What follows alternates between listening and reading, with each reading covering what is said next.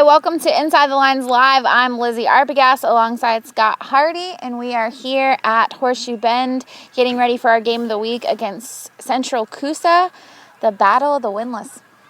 Yeah, and, the positive in this, somebody comes away victorious. Somebody's going to win. And obviously we're not trying to make light of it. Both of these teams really want to get a win. Coosa Central desperately would like to get in the win column based on the seasons they've had the last couple of years. Then obviously with Coach Phillips taking over for the Generals, he'd like to get his first win as a head coach. So everybody's shooting for something, but I think the Generals really would like to see Coach Phillips get his first win tonight, especially here at home.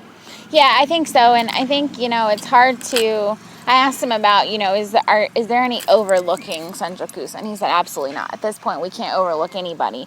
But I think from a community standpoint, from an outside standpoint, Horseshoe Bend should be able to beat Coosa. Coosa's just struggled so much. They haven't won a game since 2016. They haven't been competitive in a game since 2016.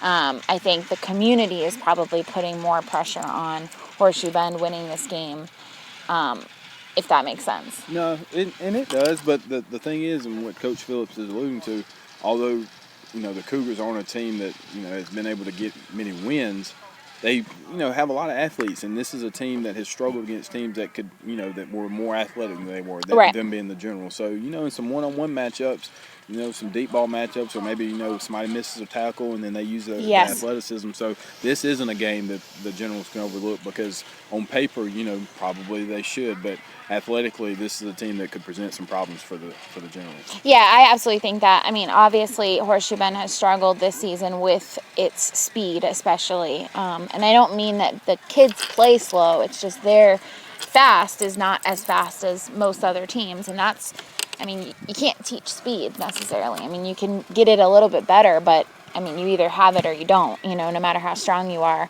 you're still going to struggle. You look at going up against a guy like Dante Daniel, like you said, if you miss one tackle and he gets loose, there's nobody on Horseshoe Bend that can catch him. There's nobody that can catch Noel Jones. Even a guy like Quinn Brooks, who isn't the fastest guy in the world, he is still faster than most of the Generals. And I think that's where Horseshoe Bend's going to have to dominate at the line of scrimmage and not allow Central Coosa to get in space.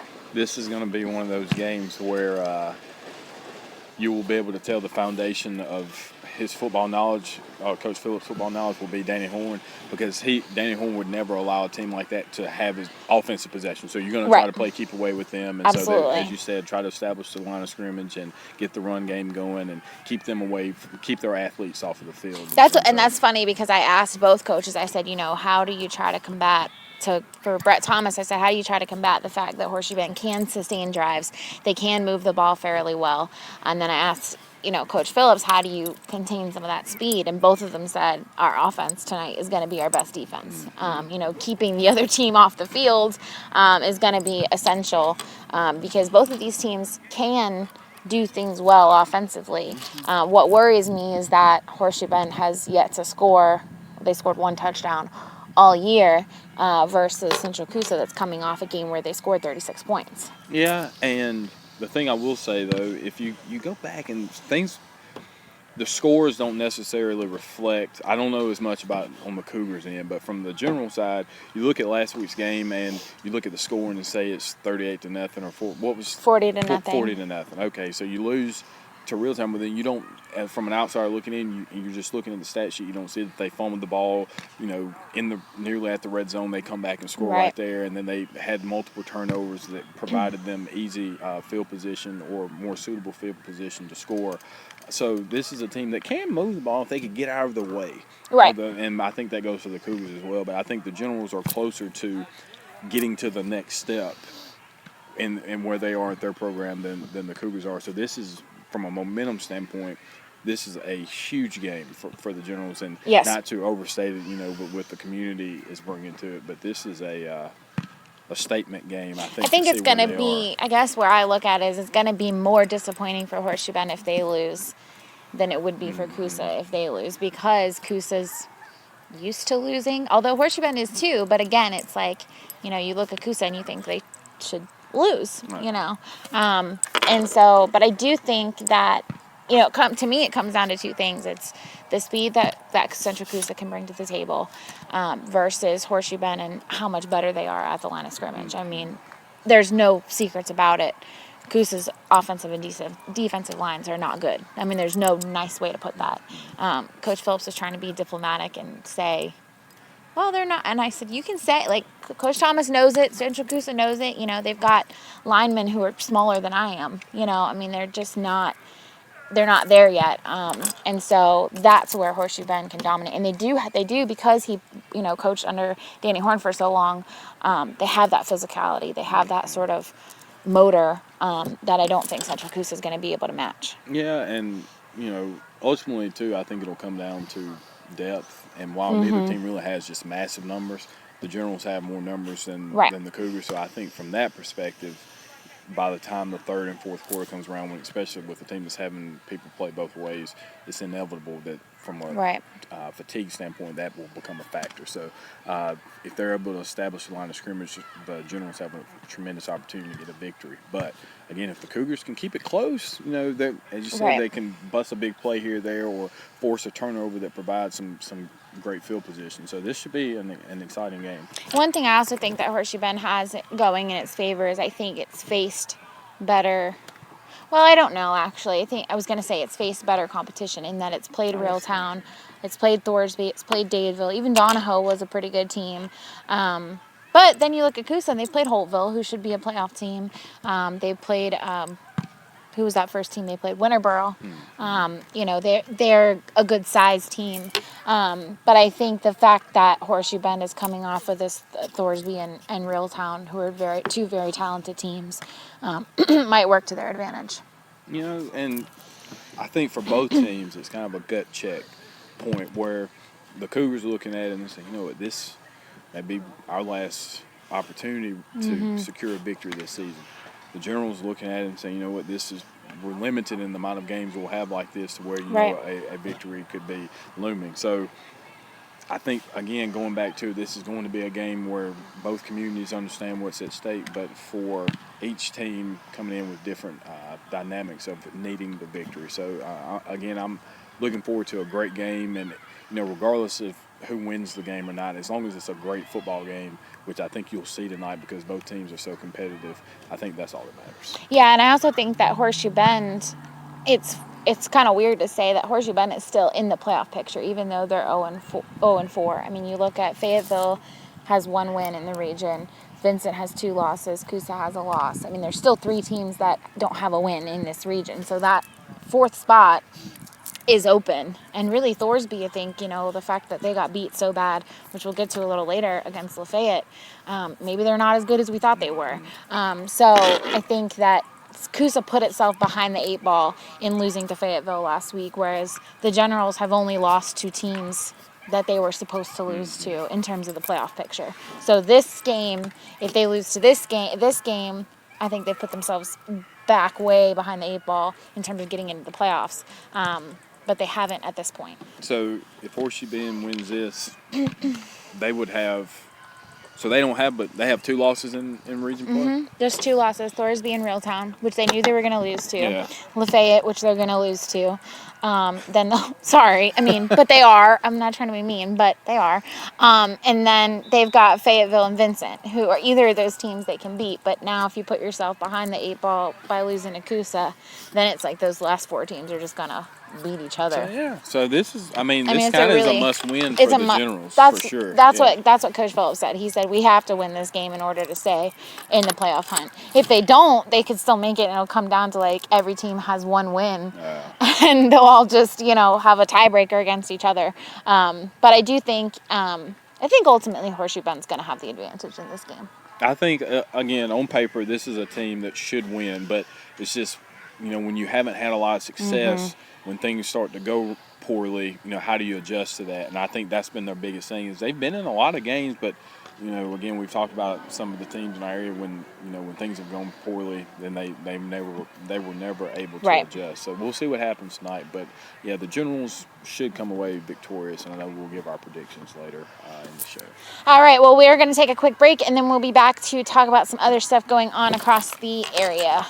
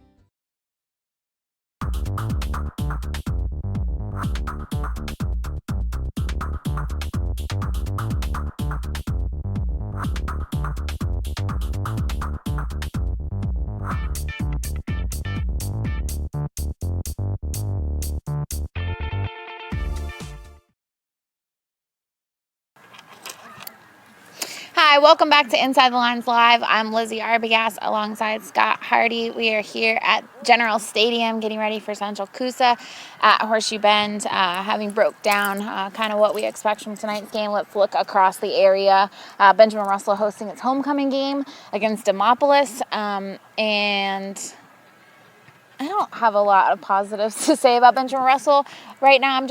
I just feel like they can be so much better than they are. And I think, like you alluded to right before the commercial break, one of the big things that they struggle with is one thing goes wrong and it's done, and they've got to figure out. One thing that Coach Smith said to me this week was, we've got to look at the scoreboard as the past. It doesn't matter what the scoreboard says anymore. It's what's in front of us. And they're going to have to use that mentality against Demopolis, because Demopolis is a really good defensive team. Yeah, I mean, they welcome in Demopolis, who's number 6 in 5A, and obviously it's homecoming, so you've got that portion of the chatter and aspect of the game as well. But for the Wildcats, I mean, it's really been simple. They haven't been able to consistently move the ball. In either facet. And inevitably, the defense is, not playing badly at all, but they're on the field so much that, that we talked about fatigue, even with depth. That doesn't matter when you're consistently on the field. Right. And, looking at it, the Wildcats have some playmakers and some guys who, if they were able to get them the ball, I think are capable of making plays. But obviously, for a team that's struggling to run the ball, if you can't block or hold blocks long enough to create running lanes or provide spaces to do some of the play action that this offense would like to see happen, then you're going to struggle. So there are a lot of things, especially for somebody who is attached to the program as I am. Yeah. You don't want to see this in terms of, from a community standpoint, of people detaching themselves from the program, because this is a community that prides itself on producing quality athletics, and if they're able to get a win tonight, you're sitting there and you're 2-3, or two and would three. Be 2 and 3. And you don't know what happens with Wetumpka and Opelika in those games. Obviously, you would think that we would be Benjamin Russell would be the underdog, but you don't know what happens in those. So they just need to get back on track and doing what they do best, and that is moving the ball on the ground. And I think that's something Coach Smith would love to see happen in tonight's game. Yeah, and I think one thing that Ryan said on the Inside Lines preview was, I think so many people are now seeing that Benjamin Russell likes to throw the ball, that they're not packing the box as well. So the run is there. It's just they aren't taking advantage of it when they can, and they aren't able to throw the ball. So it's like a catch-22. What do you do? And one thing that he said was they're going to add another person to the box to try to have more blockers up front to create more holes. And I think that'll help. And I love Hezekiah Hunter. I think he's a great running back. I think he can run the ball well. He's not super fast, but he's got speed. He's got size where he can break some tackles. He's similar to a Cameron Faison without being as fast as him, where he can do a lot of damage. It's just he can't do it all on himself, and that's definitely the thing that they're going to have to focus on. And I think they're going to struggle tonight against Demopolis, because Demopolis is such a strong defensive team. They're limited. I think their opponents are like scoring 9 points average, and Benjamin Russell's probably under that at this point. Well, maybe not with the Beauregard game, but I think that's going to be a big focus. And if they get down early, again, they can't just let it go. Well, a player like Hezekiah Hunter, what he lacks in speed, obviously he's kind of more of a bulldozer type of runner, so he has to get his touches to get in a rhythm. So he can't. He's somebody that has to have consistent involvement in the offense for him to be as successful as possible. That goes the same thing for Zay Stokes as well. I think those two players are, and Ryan. I mean, you got in Ryan Willis. I mean, there's some guys who look up and you say, really. I don't think Carl Russell's bad either. I mean, he's a one of those tough runners as well. He can get a lot of yards after contact. And I'll say this too.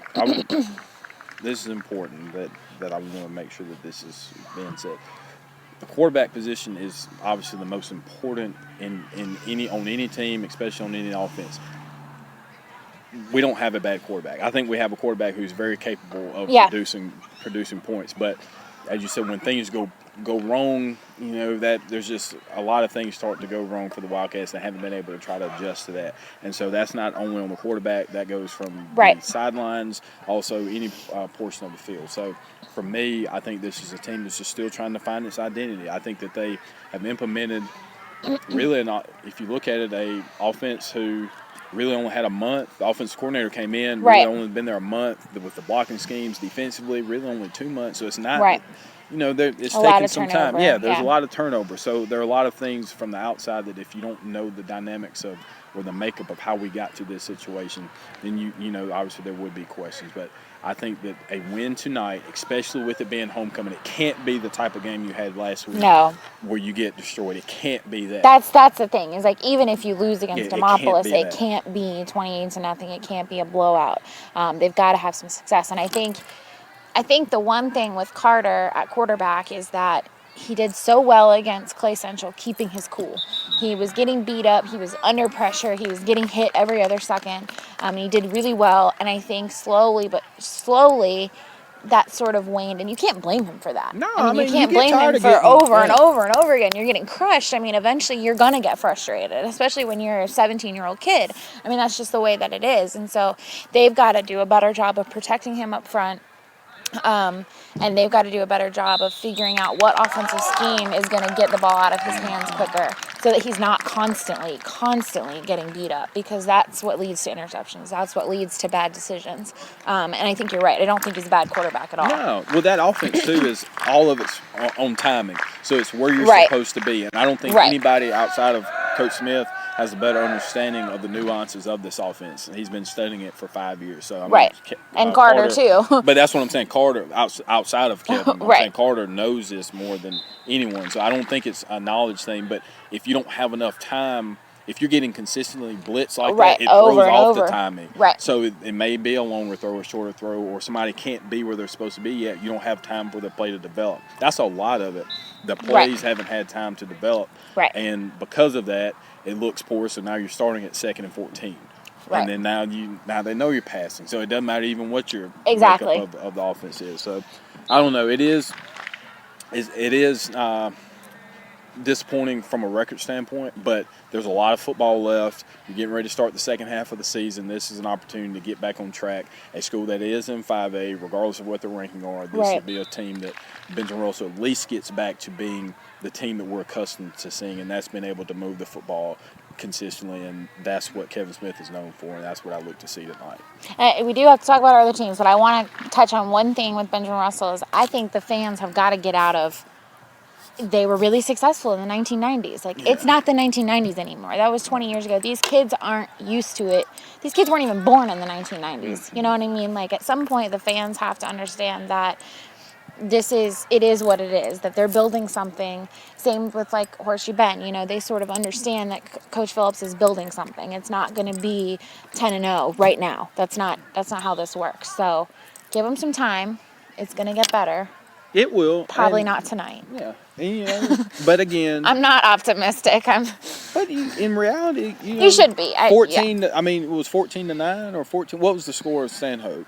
12-7. 12-7. Okay, That's so a good you score. win that, but you win that game and it's completely different. Yeah, everything goes differently at that point. So there are 1 or 2 plays in each game from it really being a record-changing event. So the Wildcats are in good condition, but as you said, this is not saying must win, but this is a game they need to win for sure. This is a game they need to win. Another team that is looking to this is a quote, salvage the season is Dadeville. Dadeville is also at 1-3.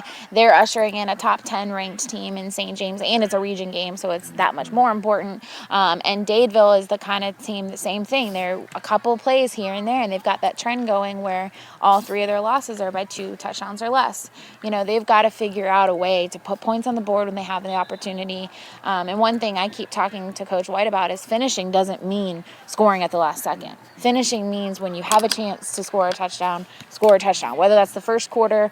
One of the best plays that Caleb said from this past week was the second quarter Opelika touchdown. That's a 1-point game where that second quarter touchdown really does matter. You know what I mean? So any opportunity that St. James, another really good defensive team, any opportunity that Dadeville gets, they need to take advantage of tonight. Yeah, this can't be one of those games where they have no margin for error in terms of making turnovers or providing the big play. They're going to have to stay in it from the beginning to end. And again, they have the playmakers to bust, some bigger plays, whether it be in the special teams games or defensively. I think that's where they can make up what they'll be facing from an offensive standpoint. Obviously, the defense for St. James is something that they haven't seen as good of the defense maybe what they'll see tonight. But, except maybe Reeltown. Oh, outside Reeltown. I apologize about that. Sorry, Rebels. But, if you look at the scores, you said they've been competitive in the game. In every game. They're just trying to get over the hump there. Yeah. So I think they're looking I hate to say it like this, but I think they're looking at it the same way. Just how competitive can we be in this game and give us a chance in the end. And they do have Christian Nelson coming back. He missed last game, and I think he would have been a big difference maker last game against Bullitt County because he's so fast.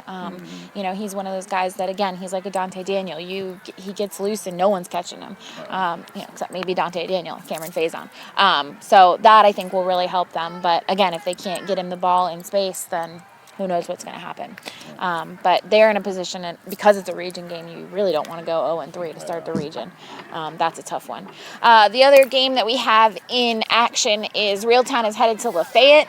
And it's kind of shaping up like this might end up being for the region title. Lafayette kind of put the screws to Thorsby last week, and it's surprising. I think it was 53-14 was the final score. So maybe Thorsby isn't as good as we thought they were going to be. What worries me is Reeltown's coming off of 2 back-to-back games where they weren't challenged in Horseshoe Bend and Fayetteville. Which is good because they've been able to kind of work on some things that they aren't great at. They aren't great at passing the ball. That's something that they really focus on working on against Horseshoe Bend. So I think this game is really going to come down. This could be a shootout. Whoever has the ball last could easily win this game. Yeah, and we've talked about this with Reeltown before, as because of the region they're in, their schedule is a little wider compared to maybe some of the. Although their out of region schedule is very good. But that's what I'm saying. So they're prepared when they.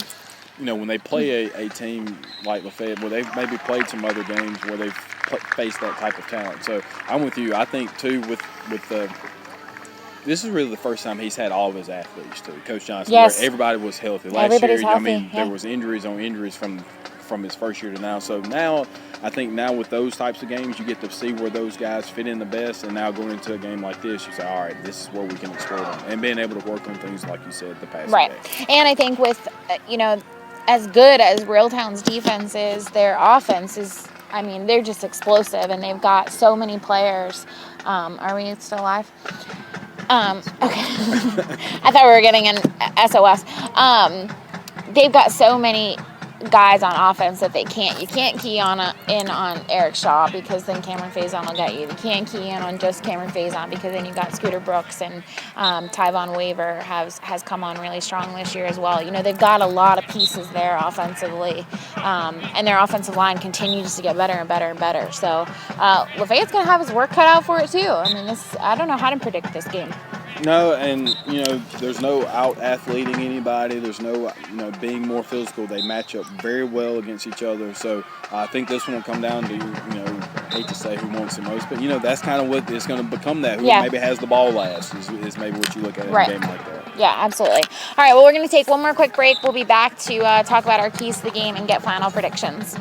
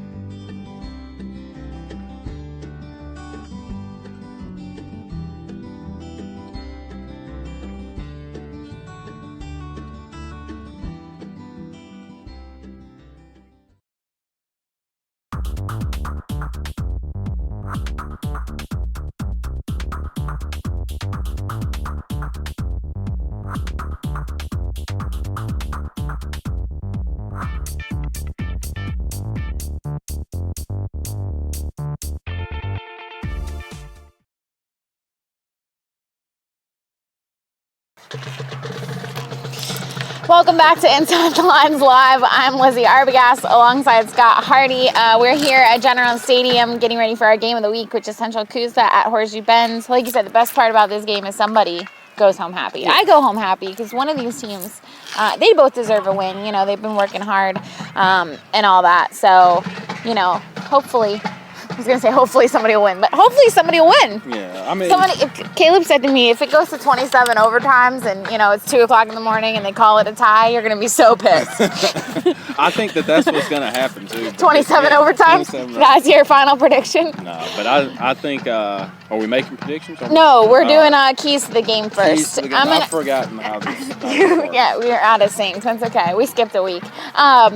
No, I think my biggest key to the game is that neither of these teams has the ability to make mistakes. They don't have any, same like you said for Dadeville, they don't have any leeway to fumble the ball. You know, Horseshoe Bend struggled with turnovers last week against Reeltown, which they hadn't the first 3 games. You know, they need to get back to that. Don't throw an interception directly to Dante Daniel, who will run it back 70 yards. You know, so I think that's what it's going to come down to is maybe who wins the turnover battle, even if it's that basic, but just these little things that both of these teams need to look out for. In a game like this, I think it'll come down to special teams. Yeah, in a game like this, special teams, that's good. Yeah, field position. Particularly, field position matters. Particularly, yes, it does. But analysis. The kicker, I think that at some point that's going to become a factor. So it could be, you know, where it's 7-6 instead of, or 14-13 or something like that, where, you know, does Coosa have a kicker? Well, see, that's one. You know, there may have to go for 2. That may be just how the game plan goes now. So I think the special teams aspect where Horseshoe Bend will have an advantage where they may not have in some other spaces. So I'll say getting production from the special teams. Okay, I like that. We're going to get to our final predictions. We'll start with Dadeville, who's hosting St. James tonight. I'll kick it off. I'll say St. James 34, Dadeville 18. All right. I don't think they can keep it close. I'll say St. James 42, Dadeville 24. Oof. I hope it can be closer than either of those predictions. Oh, yeah, 42-24. Okay. Reeltown is headed to Lafayette, possible region title on the line. I picked Reeltown to win this game, but I went back and forth with this game because I'm not sure what to expect. I haven't seen Lafayette. I don't know a whole lot about them, other than they're pretty solid all the way around. But I'll say Reeltown's going to pull out the victory 34-27. All right, I'm going Lafayette 34. Oh, no. Reeltown 28. Oh, you don't pick in the paper anymore. I was about to say you changed your pick. No, sorry. They kicked me out. We only had one person pick against. Andy Graham picked Lafayette out of everybody in our county and Elmore County to pick Lafayette. 34-28. Lafayette? Okay. So same final score, but basically the same final score. Right. Then we have Benjamin Russell, who's hosting Demopolis, looking to get something going positively on the offensive side of the ball, especially. I don't think they do it tonight. I think Demopolis will win 28-12 to 13. I wish I had a Wildcat head. I wish you did too. I could put on. I have a BR shirt, I think, in here. Back on track. Carter Smith has his best game of the season. 3 touchdowns tonight. Mark it down. Zay Stowe's with 2 of those. Ryan Willis with the other. I'm going all in on the Wildcats tonight. All right. So we're going to say 31-21 Wildcats. All right. You heard it here first. I hope you're right. I hope you're right. You say you're attached to Benjamin Russell, but I think I'm just like a Wildcat through and through at this point. I have Wildcat PJ pants. I just want you guys to know that. Lastly, our game of the week, Horseshoe Bend is hosting Central Coosa. One of these teams will win for the first time this season. I picked Horseshoe Bend to win 24-20 over the Cougars. But I don't know what's going to happen. I'm just going to be honest. I'm super conflicted on this one. I'm going to say Generals 16. Oh, gosh. Cougars 14. I'm just saying, at the break, he said 45-44. I know, but I'll split it. I take that back. I'll go 28-23. Okay. 28-23 Generals. Generals win? Generals win? Is it going to be close at the end? What are we thinking? Uh, Last second touchdown pass from Holt Tidwell so we'll to go say 27-23. Chandler. I'll take it back. 27-23. They're down 23-21. Final play of the game. Over the top? Over the top. Okay. Skinny post. All right. That's a route. What's a route? We're getting really specific with our predictions tonight. Yeah. Either way, somebody's going to win. Somebody's going to go home happy. That's a good thing because it's been a rough little season here for Tallapoosa County. All right. Well, thank you guys so much for joining us. We appreciate it. Again, you've got 35 minutes to get out to a football game. If you're not there, go support one of these local teams. Win or lose, they deserve our support, right? Absolutely. Councilman Hardy? That is absolutely correct. Winner. Winner. All right. Well, thank you guys so much for joining us. We will see you next week. Again, I'm Lizzie Arbogast alongside Scott Hardy, and this has been Inside the Lines Live.